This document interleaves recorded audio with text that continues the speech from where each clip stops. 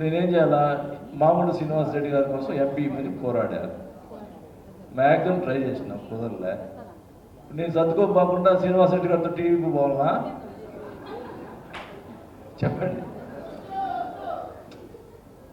అది ఈరోజు నాకు పెద్ద పెద్ద ఇదైపోయింది. ఇప్పుడు రేపు ఏమో ఫోటోలు వస్తాయి. ఎంపీ గారు ఈరోజు రిజైన్ చేశాడు పొద్దున్నే పార్టీకి. ఇద్దరు పక్కన కూర్చున్నాం, ఇద్దరు వాటేసుకున్నాం. రేపు ఏమని రాస్తారు?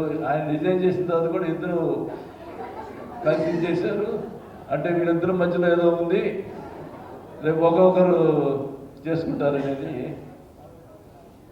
రాస్తారు. నాకు తెలుసు అది పైన కొంత డిస్కషన్ కూడా జరుగుద్ది. ఎన్ని జరిగినా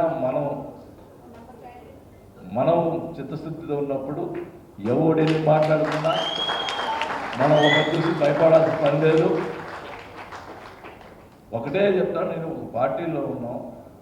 ఒక పార్టీలో వాళ్ళకి ద్రోహం చేసి ఒక పార్టీలో వాళ్ళకి చేసే మనస్తత్వం మట్టు నాది కాదు.